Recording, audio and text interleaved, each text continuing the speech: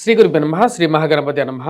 15 December నుండి 21 December వరకు ద్వాదశ రాశుల వారికి చంద్రమను అనుసరించి గోచర రీత్యా ఎలా ఉంటుందో చూద్దాం. ముందుగా గ్రహస్థితి ఎలా ఉందో చూద్దాం. ముందుగా చూసినట్లయితే మనకు వృషభంలో గురుగ్రహ సంచారం జరుగుతుంది. రాహు మీనంలో సంచారం చేస్తున్నాడు. అదేవిధంగా కేతువు మనకు కన్యలో, మరియు శని వచ్చేటప్పటికి మనకు కుంభంలో ఉన్నాడు. ఇక్కడ కుజుడు యొక్క స్తంభన జరుగుతున్నది. కుజుడు నీచత్వం బట్టి చతుర్థంలో సంచారం చేస్తున్నాడు. అంటే కర్కాటకంలో నీచత్వం పొంది ఉన్నాడు. మరి అదేవిధంగా మనం గమనించినట్లయితే రవి యొక్క సంచారం ఈ యొక్క నెలలో వచ్చేటప్పటికి మార్పు జరుగుతున్నది. 16వ తారీఖున రవి వృశ్చిక రాశి నుంచి తను మార్పు ధనస్సులోకి జరుగుతున్నది 16వ తారీఖున. మరి అదేవిధంగా వచ్చేటప్పటికి బుధుడితో కలిసి ఉన్నాడు, వృశ్చికంలో ఉన్నాడు. వృశ్చికంలో ఉన్నటువంటి బుధుడి యొక్క మార్పు లేదు. శుక్రుడు మనం గమనించినట్లయితే మకరంలో సంచారం చేస్తున్నాడు అన్నమాట.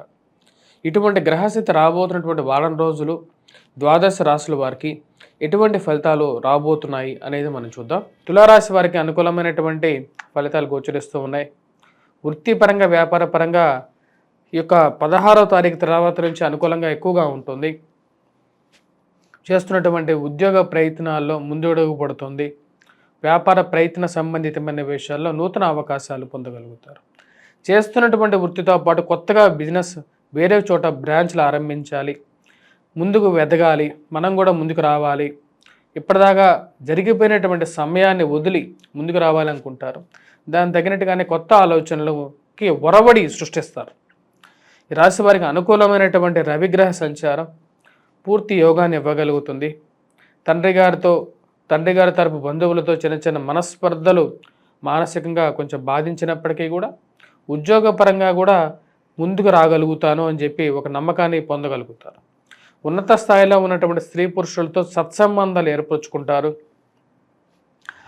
మంచి స్థాయిలో ఉన్నటువంటి వారు రాజకీయ నాయకులతో, మంచి వాళ్ళతో ఒక మంచి సంబంధాలు ఉంటే నాకు జీవితంలో డోకా ఉండదు అని చెప్పి నిర్ణయించుకుంటారు. దానికి తగిన విధంగానే ఒక మంచి పరిచయాలు ఏర్పడటం జీవితంలో ముందడుగు పడుతుంది. ఈ రాశి వారికి అనుకూలమైనటువంటి స్థానంలో సూర్యగ్రహ సంచారం పూర్తి యోగకారకమైనటువంటి ఫలితాలు ఇవ్వగలుగుతుంది.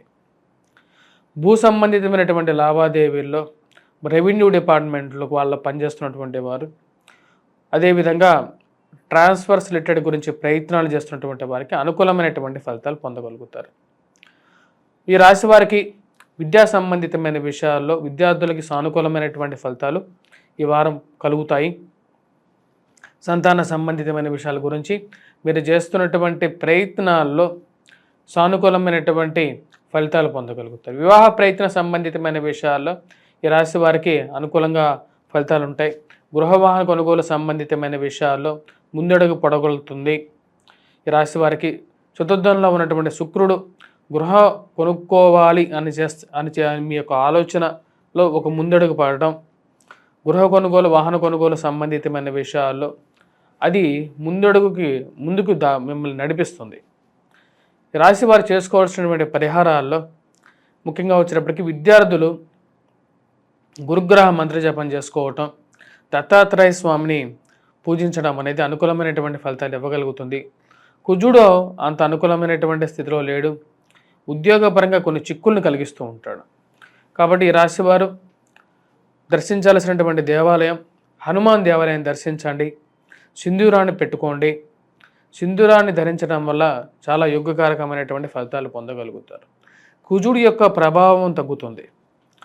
మానసికమైనటువంటి వికాసం, శరీరంలో అనుకూలత, మరియు అదేవిధంగా రావలసినటువంటి డబ్బు విషయంలో కూడా ముందడుగు పడడానికి కూడా కుజుడి యొక్క స్థితి అనేది చాలా ముఖ్యం.